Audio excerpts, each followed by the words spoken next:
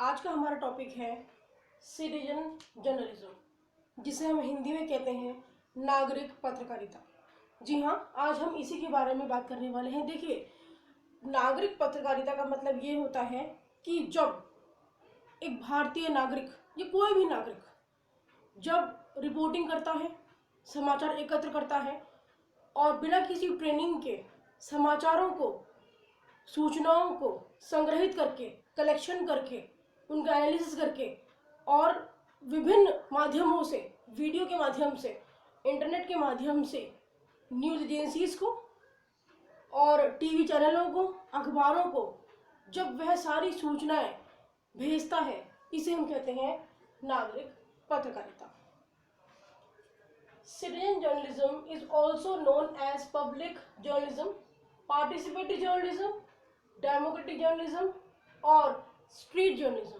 जी हाँ, ये नागरिक जो पत्रकारिता है, इसको और भी हम लोग नामों से जानते हैं, जैसे कि जनता की पत्रकारिता या लोकतांत्रिक पत्रकारिता या सहभागी पत्रकारिता या स्ट्रीट, सड़कें या गली की पत्रकारिता। हर गली, हर मोहल्ले से जो भी नागरिक हैं, उनके आसपास में घटित होने वाली घटनाओं को अगर वो चाहते हैं, उसे में मान लीजिए कोई एग्जाम्पल के तौर पे कोई घटना घटी और आसपास में कोई भी व्यक्ति नहीं मौजूद है, कोई मीडियाकर्मी मौजूद नहीं है, तो एक जागरूक नागरिक होने के नाते अगर वह उस घटना को अपने कैमरे में कैद करके उसको भेजता है न्यूज़ एजेंसीज को या चैनलों को और एक मिशन उठाता है, इसी को हम कहते हैं citizen journalism. What is citizen journalism? आइए देख लेते हैं। Citizen journalism is where members of the public perform the process of collecting, reporting, analysing and disseminating news and information. ना सिर्फ सूचनाओं का और घटनाओं का संग्रह है, बल्कि कलेक्शन करके, उनका एनालिसिस करके और एक प्रॉपर प्रक्रिया जो होती है, जो प्रोसेस होता है, उनके माध्यम से सूचनाओं को भेजना नागरिक पत्रकारिता कहलाता है। The idea behind citizen journalism is that people without professional journalism training can use the tools of modern technology and the global distribution of the internet to the create or fact check media on their own or in collaboration with others। सबसे ज़रूरी बात यह है कि जो नागरिक पत्रकारिता है, उसमें ये जो सिटीजन जो होते हैं वो ट्रेन नहीं होते हैं, यानी कि प्रशिक्षण प्राप्त नहीं होते हैं। वो कहते हैं ना कि हर एक पत्रकार नागरिक तो हो सकता है, पर हर नागरिक पत्रकार नहीं हो सकता। यानी कि किसी तरह का कोई प्रोफेशनल जो ट्रेनिंग है वो इनको नहीं दी जाती है, लेकिन फिर भी अपनी जागरूकता और अपनी निर्भीकता के माध्यम से और ऐसी घटनाओं को, ऐसे सत्य को समाज के सामने लाने के लिए जो नागरिक अपना फर्ज अदा करते हैं, उनको हम इस श्रेणी के अंदर मानते हैं। डेफिनेशन इसकी हम लोग देख लेते हैं। According to Tony Rogers, private individuals who are normally the consumers of journalism generating their own news content. यानी कि निजी व्यक्ति जो सामान्य रूप से पत्रकारिता के उपभोक्ता हैं, अपनी स्वयं के समाचार उत्पन्न करते हैं। वे लोग जो रोज अखबार वगैरह पढ़ते हैं, जो सूचनाओं का संग्रह करते हैं, सूचनाओं को पढ़ते हैं, लेकिन कभी कभी वो अपना फर्ज भी अदा करते हैं एज ए सिटीजन, पत्रकार बनके। इसको बताया गया है टोनी रोजर्स के द्वारा।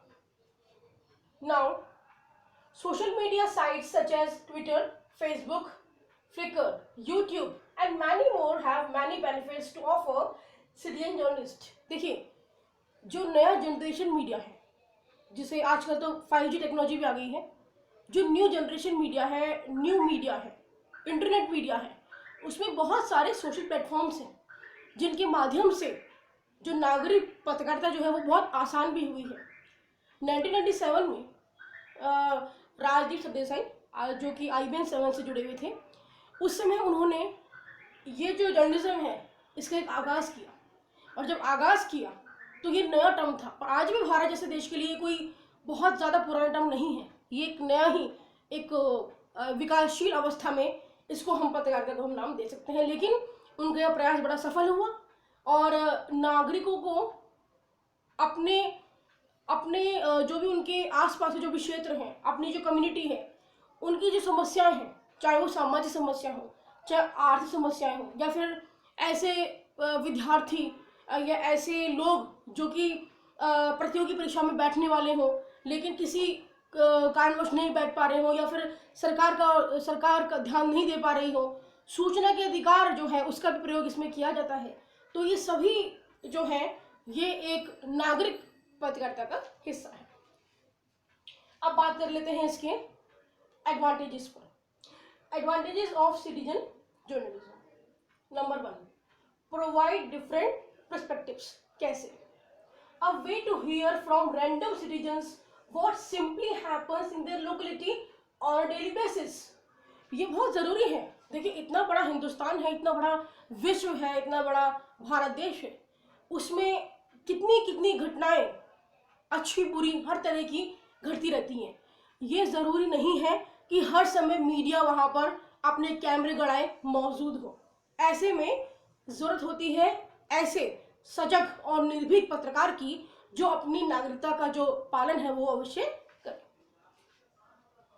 सेकंड है easy access to current events. कैसे? With social media apps such as Facebook, Twitter and Snapchat, dissemination of news all over the online community is easier and faster than traditional media outlets। ये बहुत ज़रूरी चीज़ है। जो एक पारंपरिक जो एक पहले मीडिया था जिसके अंदर हम अखबार, रेडियो और टीवी को भी आजकल गिनने लगे हैं, जब से न्यू मीडिया आया है जिसके अंदर हम ट्विटर, स्नैपचैट, फेसबुक, या हम लोग बात करें ब्लॉगर्स की, इनके ज़रिए भी जर्नलिज्म ईजी हुआ है उन नागरिकों के लिए जो कि तुरंत प्रभाव से अपने आसपास होने वाली घटनाओं को पूरे समाज के सामने लाना चाहते हैं। और लास्ट पॉइंट है इसका असिस्ट प्रोफेशनल जर्नलिस्ट। कैसे? The public may have the chance to inform professional journalist about the current events happening in a particular area. ये बहुत ज़रूरी है। कई बार क्या होता है कि जो चैनल्स होते हैं या एजेंसीज होती हैं उनके पास खबरें होती हैं, कंटेंट भी होता है, लेकिन कई बार उनके पास वो वीडियो या फिर जिसे हम कहते हैं एक प्रूफ जिसे हम कहते हैं वो उनको नहीं मिल पाता है। ऐसे में ऐसी घटनाओं में जो नागरिक पत्रकार है उसकी भूमिका बहुत अहम होती है। अब बात करते हैं इसके कुछ डिसएडवांटेज की। डिसएडवांटेज और क्रिटिसिज्म ऑफ सिटीजन जर्नलिज्म। देखिए, प्रोज एंड कॉन्स होते हैं हर चीज़ के गलत और सही आयाम होते हैं। इसके बारे में बात कर लेते हैं। Number 1 is inaccurate. कई बार इनएक्यूरेट इसको